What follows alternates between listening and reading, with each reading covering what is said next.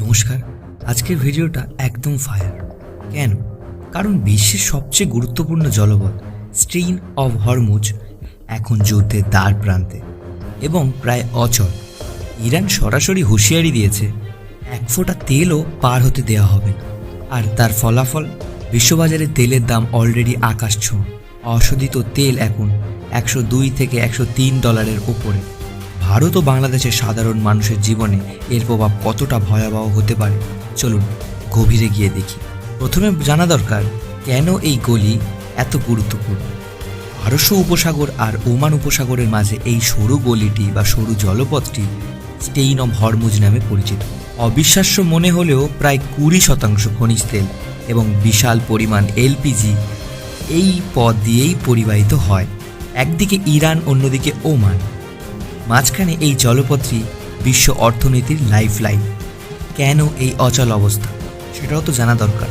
Iran, Israel এবং আমেরিকার মধ্যে সংঘাত চরমে পৌঁছানোর পর ইরান এই প্রণালী বন্ধ করার হুমকি দিয়েছে। তারা স্পষ্ট বলছে তাদের উপর হামলা হলে তারা বিশ্বের তেলের সাপ্লাই লাইন কেটে দেবে। ইতিমধ্যে বেশ কিছু ট্যাঙ্কার আটকা পড়েছে, কয়েকটিতে হামলার খবরও আসছে। তেলের বাজার আগুন। বিশেষজ্ঞরা এখন বলছে পরিস্থিতি স্বাভাবিক না হলে দাম $120 থেকে $200 পর্যন্ত ছাড়িয়ে যেতে পারে ব্যারেল প্রতি তেল। ভারত ও বাংলাদেশের উপর প্রভাবটা কিভাবে পড়ছে? ভারতের উপর প্রভাব, তারপরে বাংলাদেশ নিয়ে আলোচনা করব। ভারত তার তেলের প্রায় 80% আমদানি করে থাকে মধ্যপ্রাচ্য থেকে।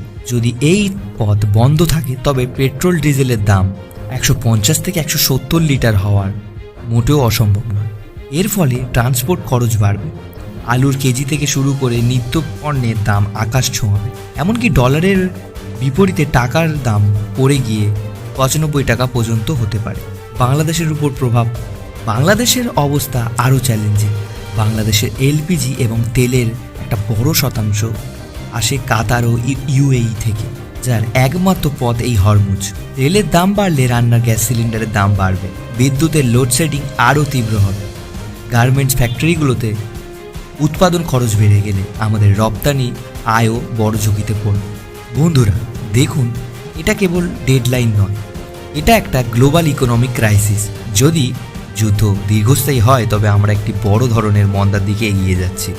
রেমিটেন্স থেকে শুরু করে গার্মেন্টস সেক্টর।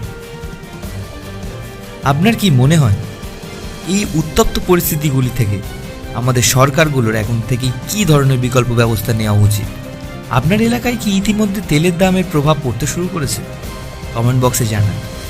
ভিডিওটি গুরুত্বপূর্ণ, তাই শেয়ার করে দিন বন্ধুদের সাথে।